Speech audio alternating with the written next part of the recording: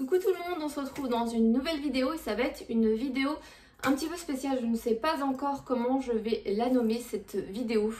Si je la nomme ces petits gestes que je fais, prise de conscience, je ne sais pas encore. Mais voilà, ça va être une vidéo un petit peu spéciale que j'avais vraiment très envie de faire et de partager avec vous.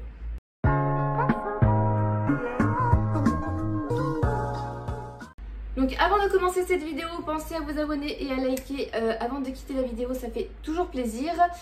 Et on va commencer, de toute façon je pense que la vidéo ça va être très longue, donc préparez-vous quelque chose à boire, à manger. Et voilà, je vais beaucoup parler, je vais beaucoup faire de disclaimer et tout. Donc on commence, déjà je ne sais pas comment nommer cette vidéo, si je la nomme prise de conscience, si je la nomme ces petits gestes que je fais ou pas. Donc ça fait un moment que j'ai envie de faire cette vidéo. Et je ne l'ai pas faite, ça doit faire au moins depuis octobre, je pense que je voulais la faire. Donc je n'ai pas faite cette vidéo parce que j'avais peur de m'en prendre plein la gueule. Voilà, ça va être cash, ça va être clair, j'avais peur de m'en prendre plein la gueule.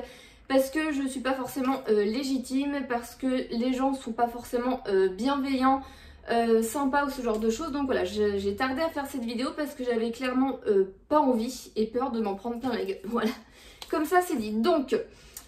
on va rentrer dans le vif du sujet. Si vous êtes là pour critiquer, si vous êtes là pour dire ce que je fais, c'est pas bien, que je pourrais faire mieux, que je pourrais faire plus, que ça sert à rien de se vanter de faire ça ou ça ou ça, alors que je pourrais faire ça, alors que je consomme trop, alors que j'utilise trop de produits de maquillage, que je fais trop d'achats ou ce genre de choses, quittez la vidéo parce que si vous commentez, de toute façon le commentaire ne sera à peine lu et sera dégagé directement. Voilà, comme ça c'est clair, net et précis. Voilà, je pars du principe que chacun fait comme il veut, chacun fait comme il peut et que c'est bien de faire attention aux mots qu'on emploie quand on parle aux autres parce que ça peut être blessant, ça peut être déstabilisant, c'est pas agréable du tout. Moi je suis pas là pour ça, je suis là pour partager avec vous, pas pour montrer l'exemple. Hein. Là c'est vraiment du partage, ce que moi je fais, ce que je fais à mon niveau et voilà, donc je suis pour des conseils...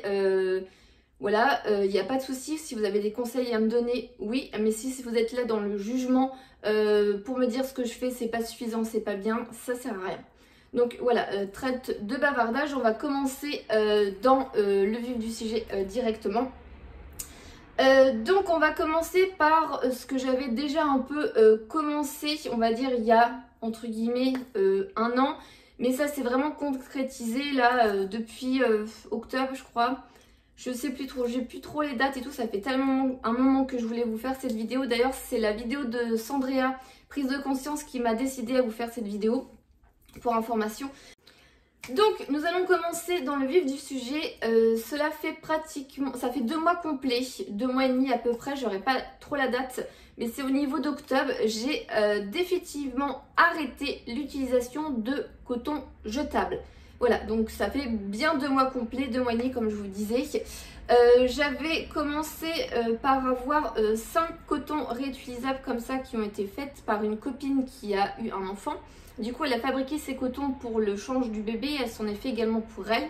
Et quand j'avais vu ça, j'avais trouvé ça sympa. Elle m'avait dit, je t'en donne 5, tu testes et tu vois ce que ça donne. Donc j'avais eu ces cotons il y a déjà 1 an, c'était en septembre, pas de cette année mais l'année dernière. Et voilà, donc du coup pendant un long moment j'ai alterné avec coton jetable et ces cotons là, voilà, tout doucement, sans pression. Et voilà, là au mois d'octobre, je sais pas ce qui s'est passé, j'ai terminé un sac de coton et je me suis dit, je ne rachèterai pas de coton jetable. Donc j'ai eu rapidement entre guillemets des petits soucis, je me suis aperçue que 5 cotons réutilisables c'était pas suffisant pour ce que j'en avais comme usage. Donc du coup j'ai acheté sur le site Beauté Privée un autre lot de 5 cotons. Si vous entendez du bruit, c'est le chat qui fait du bazar. J'ai beau essayer d'envoyer sa boule par terre en bas ou quoi que ce soit, il remonte avec, donc voilà. Donc du coup voilà, j'ai réinvesti dans un lot de 5 cotons de la marque After Spa que j'aime pas du tout pour information, je les trouve vraiment pas top pour avoir plus de coton en fait, parce que 5 c'était vraiment trop juste, même si je fais des tournées de linge assez fréquemment tous les 2 jours, c'était compliqué. Ce que je peux vous dire, c'est que la première semaine ça a été comme je vous disais, j'ai eu des petits soucis, j'ai eu une manucure, il a fallu que je l'enlève, je me suis retrouvée sans coton jetable du coup et je me voyais pas utiliser un coton lavable pour mettre du dissolvant dessus, pour enlever du vernis, repasser en machine et le mettre sur mon visage. Je me suis dit c'est pas possible, enfin voilà, c'est des cotons qui vont sur mon visage, même si c'est lavé, enfin il risquerait d'avoir des taches, c'est pas top, voilà. Donc du coup malheureusement j'ai utilisé pour enlever ma manucure un mouchoir tout simplement parce que je me suis retrouvée bête. Et quand j'ai été faire mes courses, j'ai acheté un bain dissolvant de la marque Leclerc, voilà. Je pense qu'on connaît tout ça, on met le doigt dedans, on tourne et puis voilà, la manicure est enlevée, ça n'utilise pas de coton. C'est un peu plus, voilà, un peu mieux voilà, que d'acheter des cotons. Alors, du coup, j'utilise du coup plus de coton jetable parce que également ça fait un moment que je me démaquille à l'huile. Je trouve que c'est mieux, c'est plus simple, voilà, ça enlève tout, le fond de teint, le mascara, enfin voilà, ça enlève vraiment tout. Et pour parfaire mon démaquillage à l'huile, depuis un moment également, j'utilise ce genre de gants, comme ça en microfibre, enfin je sais pas, je pourrais pas trop vous dire, là c'est celui-là d'Yves Rocher. J'ai celui-là d'After Spa, un petit comme ça que j'avais vu dans une glossy box. Donc c'est pareil, c'est une petite lingette comme ça, avec de l'eau un peu chaude, ou même à la limite juste avec de l'eau un peu chaude, ça enlève directement le maquillage. Moi j'utilise l'huile parce que voilà, j'ai vraiment bien envie de tout désincruster et tout, et je préfère. Mais voilà, comme je vous disais, des lingettes comme ça, j'en ai un petit peu de tous les modèles. Action en fond également pour moins de 1 €, elle est pas trop mal mais pas aussi douce que celle-ci par exemple. Donc le premier petit geste voilà, que je fais là depuis 2 mois et demi, c'est l'arrêt total des cotons jetables. Voilà, donc ça fait 2 mois et demi comme je vous dis, ça s'est fait tout seul.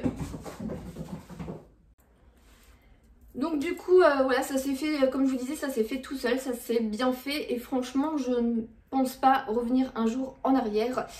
Pour Noël normalement, donc cette vidéo sort normalement entre Noël et le jour de l'an, donc du coup voilà, j'aurais déjà eu un autre kit de coton réutilisable que ma maman m'a offert. Et elle connaît une personne qui fait de la couture qui en fait également et elle va m'en renvoyer en janvier, donc normalement après je serai parée, je pense que je vais avoir une vingtaine de cotons réutilisables. Donc ça sera juste le bonheur et franchement je pense que je changerai plus jamais. Enfin franchement c'est vraiment tip top. Alors je sais pas si vous y êtes déjà passé ou depuis longtemps ou pas, hein, c'est possible ou pas, c'est peut-être pas une révélation pour vous quoi que ce soit. Mais franchement moi je suis vraiment contente de l'avoir fait. Voilà, c'est vraiment cool. Donc du coup le deuxième geste entre guillemets que j'ai changé là ces derniers mois, pareil, je pense que ça a dû se faire au même moment, dans la même semaine, je sais pas ce qui s'est passé, un déclic ou pas. Donc ça fait bien 4 ans parce qu'on a vécu 3 ans dans l'Ain et ma mère me tannait déjà avant pour ça. Ça fait 2 mois et demi que nous avons arrêté de manger du Nutella. Alors ça peut paraître con pour certains, ça peut paraître scandaleux pour d'autres.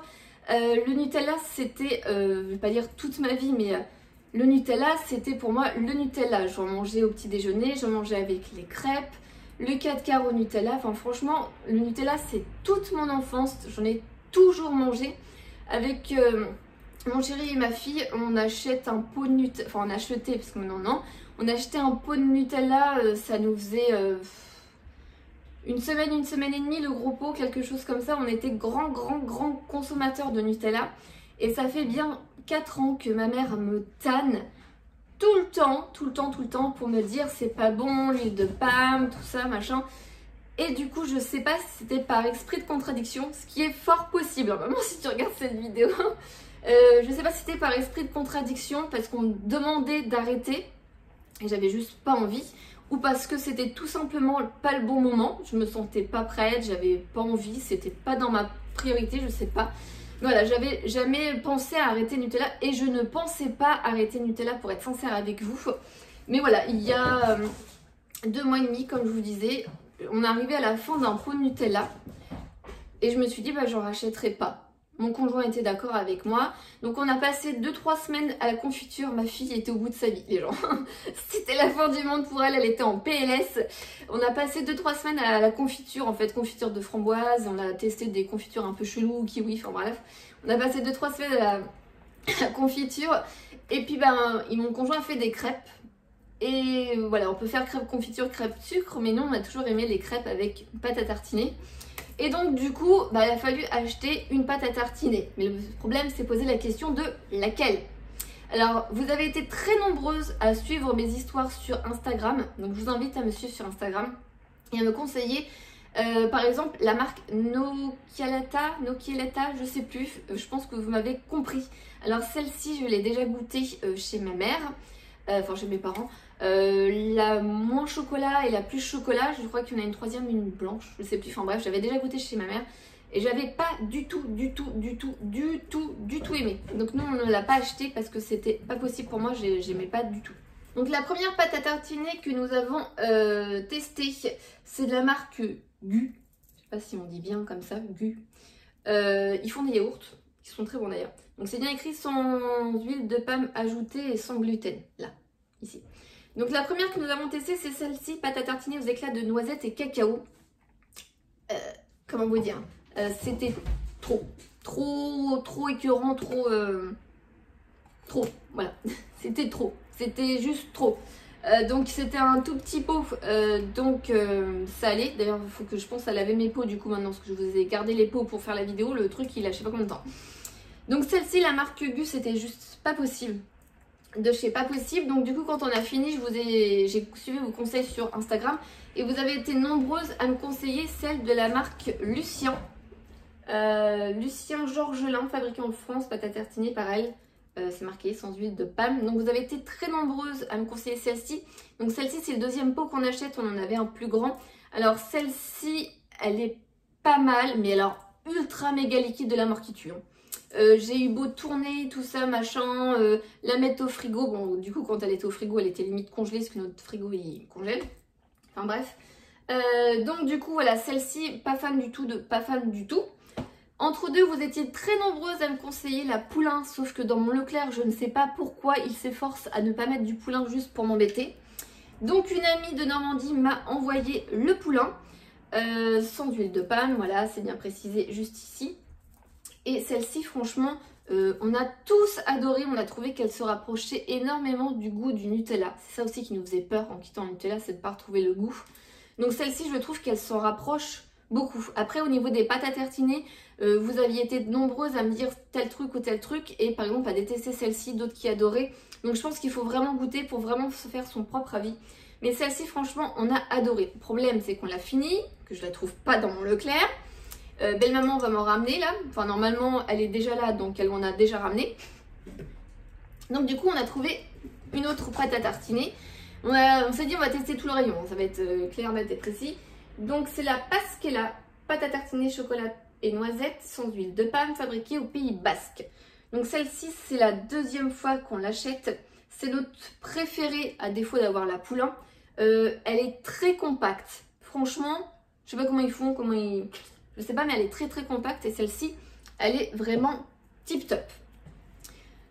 Donc voilà, le deuxième prise de conscience, le deuxième petit geste voilà, que j'ai fait, c'est l'arrêt du Nutella, de la pâte à tartiner avec de l'huile de palme. Donc voilà, c'est pareil, ça s'est fait tout seul, sans pression, du jour au lendemain un petit peu. Voilà, on avait beau me le dire tout le temps, quand je postais une photo, une story, quoi que ce soit, j'avais tout le temps des gens qui me disaient Nutella, c'est pas bien, Nutella, machin, vous mangez trop Nutella. Et j'écoutais pas les gens parce que j'avais pas envie d'écouter les gens parce que voilà. Et comme je vous disais, esprit de contradiction, pas envie. Et je pense que ces petits gestes, ces petits trucs, il faut que ça vienne aussi de nous en fait. Si les autres sont là à nous donner des conseils, bah, des fois on n'a juste pas envie de les entendre, on n'a pas envie de les suivre parce que le déclic ne vient pas de nous et on n'a pas envie de suivre le mouvement, de suivre le truc parce que c'est pas le moment, on n'en est pas là et voilà. Donc je vais continuer un petit peu au niveau de ces petites choses qu'on fait et je sais pas du tout qu'est-ce que cette vidéo va donner parce que déjà c'est français ça. Parce que du coup ça part un peu dans tous les sens, mais voilà, je voulais vraiment faire cette vidéo pour vous dire un petit peu les petites choses qu'on fait pour essayer de moins gaspiller, plus de prise de conscience, minimiser un petit peu les choses. Donc c'est au niveau de la nourriture. Nous ça fait un moment qu'on pèse par exemple les pâtes. Le soir on va se faire une gamelle de pâtes On va peser les pâtes, on est tous les trois. Je sais que c'est préconisé 100 g de pâtes, mais moi tu me donnes 100 g de pâtes, je te les finis pas, hein. C'est 3 fois trop pour moi. Donc voilà, on est parti sur voilà, peser les pâtes pour essayer de moins gaspiller et tout. Et si par exemple on a pesé les pâtes mais qu'on n'avait pas très faim parce qu'on a mangé l'entrée, le fromage et le dessert, du coup s'il nous reste des pâtes, on les met dans un petit perroir et en général le lendemain midi, je rajoute une petite tomate, du thon à l'intérieur, un œuf dur avec un peu mayo ou une autre sauce. Et du coup, les pâtes qu'on n'a pas mangées la veille, au lieu de les jeter, on les réutilise le lendemain en salade par exemple. Alors avant, je réutilisais les pâtes en gamelle quand j'allais travailler, mais là comme je ne travaille pas, voilà, on les utilise en salade. Donc voilà, déjà ce petit geste là de réutiliser les restes pour moins jeter, moins gaspiller. Donc on fait vraiment très attention à ce qu'on mange, à moins gaspiller, à moins acheter pour acheter. Même au niveau des yaourts, il y a une période où je mangeais les yaourts de ma fille pour pas les jeter. Et à un moment donné, je lui dis c'est plus possible parce que moi, les petits filous, voilà.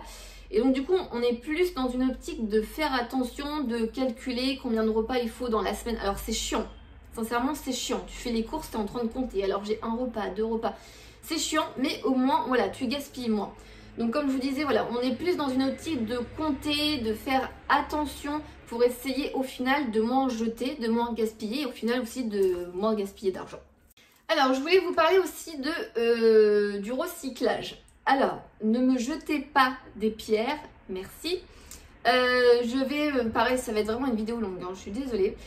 Quand on était en Normandie, donc il y a 4 ans, je sais plus, la notion du temps. Quand on était en Normandie, en fait, on avait, je crois qu'on avait 4 ou 5 poubelles, je sais plus, on avait la poubelle de déchets normaux, là, les sacs noirs. Une poubelle de déchets où on mettait tout ce qui était la tonte, le coupage des feuilles et tout ça, donc une poubelle de déchets végétaux. Une poubelle verte, je crois qu'elle était verte pour le verre.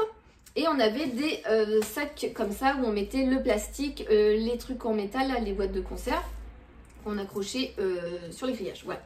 Donc quand on était en Normandie, voilà, on faisait bien le tri, il n'y avait aucun souci, les éboueurs passaient et puis voilà.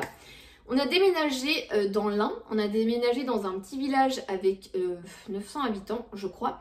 Et en fait, on était dans un immeuble et il y avait des trucs de poubelle dans un box en fait. En fait, il n'y avait que ça. Si on voulait recycler donc le verre, le plastique et les végétaux, il fallait aller soit à l'école de ma fille, soit au niveau du stade. Donc ça faisait bien 2-3 minutes à pied pour aller jeter tout ce qui était plastique, verre et tout ça. Alors, quand on est en été, il n'y a pas de souci, hein. On y allait à pied, en vélo avec ma fille, avec nos sacs, nos cabas Action et tout ça, où on avait mis toutes nos bouteilles plastiques et tout le verre pour aller les jeter. Il n'y a pas de problème, mais quand tu es en plein hiver, qu'il neige, qu'il fait moins 17, je peux vous dire que les gars, malheureusement, le tri, on ne le faisait pas tous les jours. Donc je sais que c'est pas bien, hein. J'en ai pleinement conscience, hein. Au départ, ça m'a fait mal au cœur, mais tu rentres, il est 18 h le soir, t'as pas le temps, ça commence à s'entasser, t'as au moins 2 sacs de recyclage que tu devais aller jeter la veille et tout. Bah à un moment donné, c'est malheureux à dire, mais tu prends un sac noir, tu mets tout dedans et tu jettes dans la benne normale, quoi. Et tu fais pas le tri. Donc franchement, je sais, c'est vraiment pas bien. Vraiment pas bien. Quand on est arrivé ici à Mont-de-Marsan, en fait on n'a pas de poubelle. Nous on habite vraiment collé au centre-ville. Et en fait en centre-ville de Mont-de-Marsan, il n'y a pas de poubelle. Il y a des conteneurs. Donc je vous les ai filmés, enfin j'ai pas filmé ceux qui sont à côté de chez moi, j'ai filmé ceux qui sont un peu plus loin. Où il y a les journaux, le verre, le plastique. Enfin c'est tout complet. Voilà, ceux que j'ai filmés c'est tout complet, je vais vous les mettre. Donc à Mont-de-Marsan c'est ça. Donc en gros voilà, quand j'ai mes poubelles par exemple d'ordures ménagères normales, je prends mon sac noir, je sors de chez moi et je dois aller au conteneur là-bas ou là-bas. Et en fait il y en a partout. Et je vais mettre mon sac noir dedans ou des sacs jaunes également dans le conteneur à sac jaune. Voilà, mes verres et tout ça dans le conteneur à verre et tout ça. Et voilà, je trouve que le fait de faire du tri, quand c'est possible, accessible et tout, c'est bien. Donc là, du coup, entre guillemets, c'est pas vraiment moi qui ai décidé de faire le geste, c'est la ville de Mont-de-Marsan qui fait que j'ai pas le choix, que je dois aller au conteneur à pied et jeter mes poubelles. Mais au final, je me sens mieux. Je Je sais pas, c'est pas moi qui ai décidé de faire comme ça, mais au final je suis contente entre guillemets d'être contrainte de devoir aller au conteneur pour jeter mes pots. Enfin après vous me direz je pourrais tout balancer dans le sac noir et pas me faire chier, mais non, on fait vraiment très attention, on fait le tri. Je lave mes pots de sauce tomate, je fais le tri avec le verre et le bouchon de la sauce tomate. Voilà, on fait vraiment très attention, pareil avec mes bougies, j'enlève bien la cire et tout ça, et quand le pot m'intéresse pas, je vais le jeter dans le truc vert et tout ça. Alors, des autres petits gestes voilà, que je fais comme ça, alors c'est les trucs bêtes, mais je pense que vous avez constaté, surtout sur Instagram, que je reçois beaucoup de colis. Donc des colis parce que j'ai commandé, des colis parce que ma famille est en Normandie et ils m'envoient des colis pour mon anniversaire ou pour X raisons, ou des colis parce que j'ai reçu des produits par exemple de la plateforme Givenchy, Octoly ou ce genre de choses. Alors je fais attention aux colis que je reçois. Si le carton il n'est pas déglingué et il est suffisamment réutilisable, moi je le garde. J'ai un stock de cartons dans mon armoire en bas là, c'est catastrophique avec les cadeaux de Noël, donc là on sera déjà débarrassé du coup parce que la vidéo sort après. Mais voilà, je garde les cartons, je dois en avoir 10 à l'intérieur, mais je dois encore envoyer des cadeaux de Noël. Donc enfin bref, je garde les cartons, je garde aussi les pouic-pouic là qui font du bruit pour éviter que ça casse là. Donc je garde les cartons en général et je les réutilise pour envoyer donc du coup des colis à ma famille, à des amis. Mon conjoint, la dernière fois, voilà, ses parents sont venus en vacances en moto. Ils ont acheté des trucs ici et au final, ils pouvaient pas repartir en moto avec. Par exemple, le truc bête, mais ma belle-mère, elle a acheté un sac à main. Et le sac à main, ça, c'était pas possible avec la moto. Du coup, on avait un gros carton qu'on avait gardé. On a mis le sac à main dedans avec leur gel douche, les machins et tout ça. Et on a posté le colis chez eux. Voilà.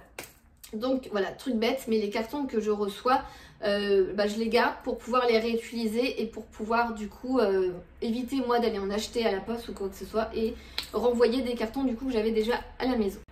Alors le dernier point, et c'est là où j'ai peur de m'en prendre plein la tronche surtout, le dernier point c'est que en déménageant plusieurs fois, donc du coup on est parti de Normandie dans l'Ain, on est parti à 600 km et après on est parti de l'Ain dans les Landes, donc à 800 km. Quand on déménage, on fait des cartons. Donc du coup, on fait du tri et donc du coup, on constate qu'on a trop de choses, qu'on garde n'importe quoi et qu'on a acheté des trucs qui, au final, ne nous servent pas. Donc en faisant, voilà, deux déménagements très loin en peu de temps, je me suis rapidement aperçue qu'on consommait beaucoup. Moi, personnellement, qu'on consommait beaucoup, que j'avais énormément de stock de produits de beauté, que c'était pour certains scandaleux et du gaspillage, et que, je sais pas, pas la peur de la pénurie, parce que voilà, mais je sais pas, voilà, comme dit ma grand-mère, non, c'est pas ça, je suis désolée, elle dit tout le temps qu'elle aime mieux avoir vécu à son époque que de vivre à la nôtre, parce qu'il y avait moins de tentations à son époque. Je sais plus si je suis perdu mon fil. Comment dire, on est dans une société de consommation, voilà, tout simplement. On est dans une société de consommation, on est, je sais pas comment dire ça, tous les jours au niveau des publicités, la radio, là encore plus au fait de fin d'année. On voit tout le temps des publicités, Sephora, Marionneau, enfin voilà, on voit la télé, enfin voilà, on voit plein de choses, acheter la nouvelle télé, le nouveau truc, le machin. On est dans une société de consommation où tous les jours, on nous montre des trucs à acheter. Donc forcément, on grandit avec, on voit avec et forcément ça nous influence. Et puis voilà, on achète après, voilà, moi je sais que j'ai toujours été très produit de beauté, voilà, là je pense que vous voyez bien la Vernitect, voilà, j'ai toujours été accro, addict à tout ce qui est beauté et tout. Et petit à petit, voilà, j'arrive à 35 ans, je grandis, pas physiquement, hein, je grandis mentalement et je m'aperçois de beaucoup de choses, je prends conscience de beaucoup de choses, sauf que on est d'accord sur le point que je ne peux pas jeter tous mes produits qui sont encore utilisables, hein, c'est clair, net et précis. Mais je peux limiter, réfléchir et faire plus attention.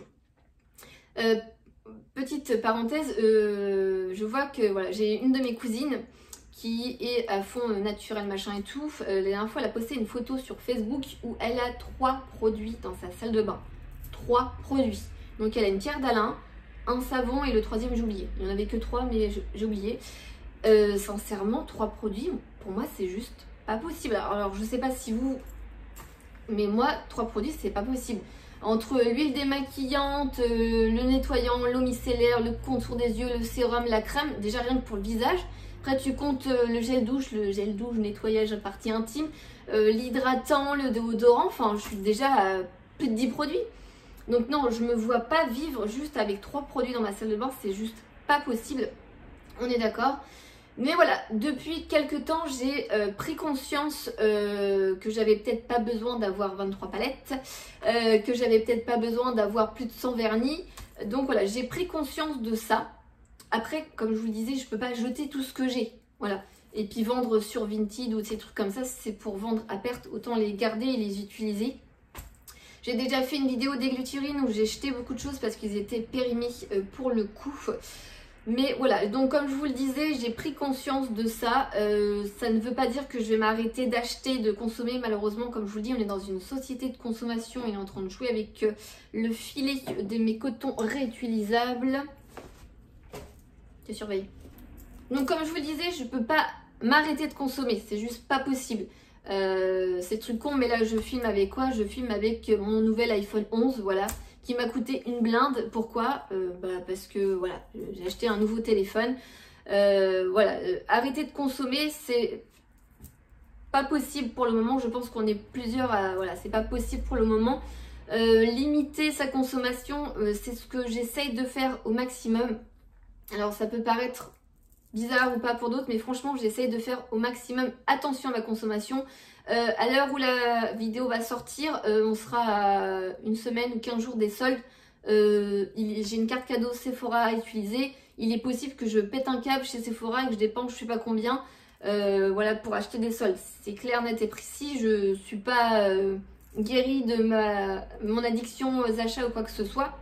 Mais j'essaye, je m'efforce de faire attention à ce que j'achète. Comme je le disais à plusieurs personnes, j'ai une wishlist sur Facebook où je mets tout ce que j'ai envie dans ma wishlist. Donc vraiment, ça peut être le truc super con à 5 €, un truc, je sais pas, le plus cher que je dois avoir, ça doit être 100 € je crois. Enfin bref, je mets tout dans ma wishlist et en fait, au bout d'une semaine ou deux, je refais le tour de ma wishlist et je me dis, bah tiens, la nouvelle palette, machin, au final, non. Puis je l'enlève de ma wishlist. Et voilà, au lieu d'acheter tout de suite sur le moment, maintenant je réfléchis plus. Comme je vous dis, je mets dans ma wishlist, j'attends. Et au final, je me dis, ah, au bout de 15 jours, ah bah ça te titille quand même. T'as quand même envie de l'essayer. Bon, au final, oui, pourquoi pas, avec un code promo, bon, allez, à la limite, tu te fais un petit plaisir. Voilà. J'essaye de faire attention à ce que j'achète, ce que je consomme ou pas. Chose que je ne faisais pas du tout avant, ou pas forcément. Par exemple, j'allais, je sais pas, chez Pimki ou un truc comme ça, je voyais 3 pulls, un noir, un blanc et un rouge, enfin peut-être pas rouge, parce que c'est pas trop ma couleur. Mais voilà, je voyais 3 pulls de 3 couleurs différentes. Il y a une époque, quand j'avais 20 ans, je prenais les 3 pulls. Hein. Je ne savais pas lequel des 3 prendre, je me prenais pas la tête, je prenais les 3. Mais maintenant, non. Maintenant, je vais réfléchir. Alors peut-être pas le noir, parce que voilà, t'as beaucoup de noir et tout, machin. Peut-être à la limite, le rouge, parce que ça va changer, ou un truc comme ça. Enfin, peut-être pas le rouge, non, pas le rouge. Je prendrais peut-être le beige, parce que voilà, ça change, ça fait clair, ça va avec tout. Enfin voilà, j'essaie vraiment de faire attention à ce que je vais acheter, ce que je vais pas acheter, à ce que je vais consommer. Et comme je vous le dis, je suis pas guérie en fait, j'essaye autant que possible de faire attention, mais voilà, c'est un peu comme une maladie en fait. Je pense qu'on est un peu tous addicts sur certaines choses et qu'on a un peu du mal voilà, à faire attention. C'est trucs cons, mais j'aime bien les tasses. Et à chaque fois que je vais à Maison du Monde, il y a toujours des nouvelles tasses, elles sont à 3 ou 4 €, c'est pas très cher. Et en fait, à chaque fois que je vais à Maison du Monde avec mon conjoint, il me regarde et il me fait non, t'en as trop. Mais voilà, je pense qu'il serait pas avec moi, j'aurais peut-être plus une tendance à me dire oh, 3,99 €, c'est pas cher les petites tasses. Puis je me repartirai avec ma petite tasse. Mais j'ai moins 40 tasses en bas quoi. Et dans les cartons, j'ai encore des tasses que j'ai pas déballées parce que ça sert à rien que j'aille 10 tasses en bas, j'en utilise qu'une ou deux et toujours les mêmes. Donc voilà. Bon, alors au final, j'espère que cette vidéo vous aura plu parce que c'est une vidéo que je n'ai pas l'habitude de faire en fait sur ma chaîne. Et je ne sais pas si à la limite une suite vous plairait.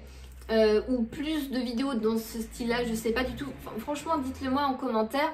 Voilà, j'ai fait cette vidéo juste pour partager avec vous mes changements en fait, mes prises de conscience, voilà, comme je vous disais, le fait de passer à des cotons réutilisables, le fait d'arrêter du Nutella, le fait de prendre conscience de certaines choses et le fait d'essayer d'améliorer, d'essayer de consommer mieux.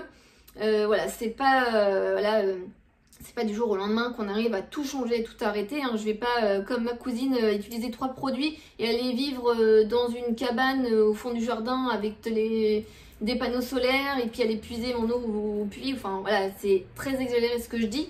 Mais voilà, je peux pas passer du tout au rien en peu de temps. Je pense que c'est du travail, qu'on n'est pas forcément aidé et qu'on essaye voilà, de faire à son rythme ce qu'on peut faire. Voilà, ce dont on a envie et que ça sert à rien de pousser pour que les personnes changent. Si elles n'ont pas envie de changer, elles ne changeront pas. Donc voilà, là j'ai eu un déclic. J'y vais doucement, j'y vais progressivement. Il y a plein de choses que j'essaye. Par exemple, ça fait pratiquement un an et demi que j'essaie de trouver un déodorant sans sel d'aluminium. Je vous en ai parlé dans mes produits terminés. Pour le moment, j'y arrive pas. J'arrive pas à trouver un déodorant en antitranspirant efficace sans sel d'aluminium. J'en ai testé je sais plus combien, faudrait que je compte, mais voilà. Donc voilà, enfin je vais pas repartir sinon la vidéo va durer 3 heures, vous allez me détester. Enfin voilà, donc du coup j'espère que la vidéo vous aura plu. C'était vraiment pour terminer cette année sur une note positive.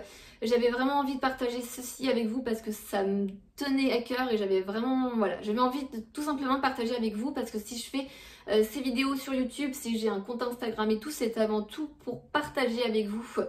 Donc voilà, donc je vous laisse et je vous dis à la prochaine. Bye!